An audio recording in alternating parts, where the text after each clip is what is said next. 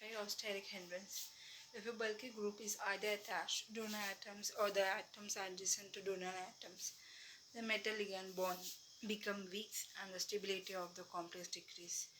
Bulky group या तो attach रहता है दोनों एटम से या तो एटम जो एडजेसेंट रहता है दोनों एटम से, मेटल लिगैंड बॉन्ड जो है काफ़ी कमज़ोर होता है, कॉम्प्लेक्स का स्टेबिलिटी भी कम होता है.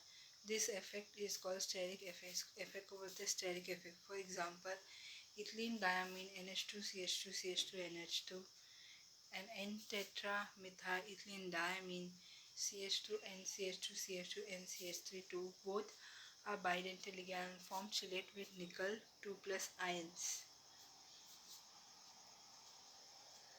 इथिलीन डायमीन लिगैंड है तो ऐसा कॉम्प्लेक्स फॉर्म होता है लेफ्ट साइड में. राइट साइड में एन टेट्रामिथाइल इथिलीन डायमीन रहेगा तो ऐसा कॉम्प्लेक्स फॉर्म होता है. ये राइट साइड में, लेफ्ट साइड में इथिलीन डायमीन.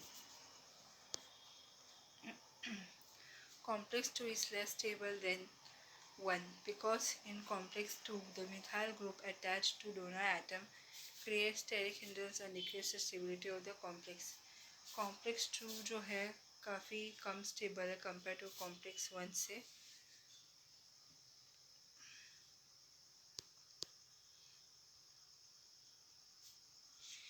रीज़न ये है because in complex 2 the methyl group attached to donor atom creates steric hindrance and decrease the stability of the complex. क्योंकि भले ही लिगैंड का साइज बड़ा है लेकिन लिगैंड में जो मिथाइल ग्रुप है जब डोनर एटम के साथ बॉन्ड फॉर्म करता है तो वो स्टेरिक हिंड्रेंस क्रिएट करता है जिसकी वजह से कॉम्प्लेक्स का स्टेबिलिटी कम होता है. तो जहाँ पर स्टेरिक हिंड्रेंस होगा वहाँ पर स्टेबिलिटी भी कम होगा. Geometrical factor. The stepwise formation constant Kn, where n is equal to 1, 2 in a series, decrease as the value of n increases. But the stepwise formation constant Kn, where n is equal to 1 and 2 in a series, decrease as the value of n increase. Constant stepwise formation constant Kn जहाँ पे n equal रहता है 1, 2 से series में decrease होता है, value decrease होता है और n का वैल्यू इंक्रीज होता है. But it is not true. The geometry of all the complex are not the same for all member of the series. ये ट्रू नहीं है. कॉम्प्लेक्स का ज्योमेट्री जो रहता है सेम रहता है सीरीज के सभी मेंबर से. For example the formation of diammine silver 1 complex. Diammine silver 1 complex का formation AgNH3 in aqueous solution. Ag plus react करता है अमोनिया के साथ ताकि सिल्वर अमीन फॉर्म कर सके. K1 is AgNH3 4 upon Ag plus NH3. AgNH3 plus react with ammonia AgNH3 plus. So K2 is equal to Ag diamine plus upon AgNH3 plus NH3.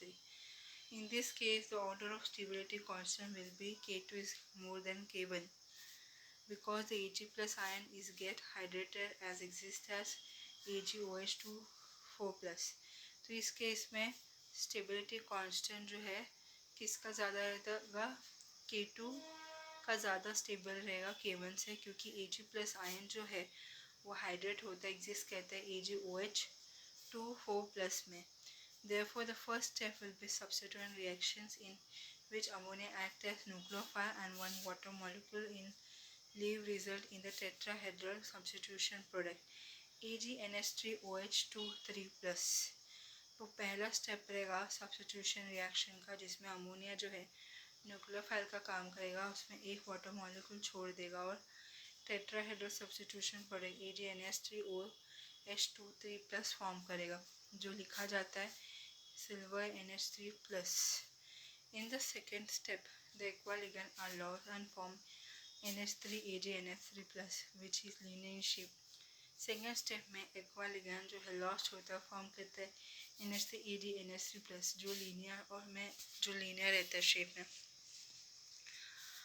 Another example is formation of cobalt tetrachloride 2- from cobalt hexa water 2+, in which the change in geometry takes place from octahedral to tetrahedral. तो cobalt tetra chloride 2- का formation cobalt hexa एक्वो से, जहाँ पे geometry change होता है octahedral से लेकर tetrahedral तक। मतलब कोबाल्ट टेट्रा क्लोराइड 2- का है ऑक्टाहेड्रल ज्योमेट्री और कोबाल्ट हेक्सा एक्वो 2+ का कॉम्प्लेक्स है टेट्राहेड्रल।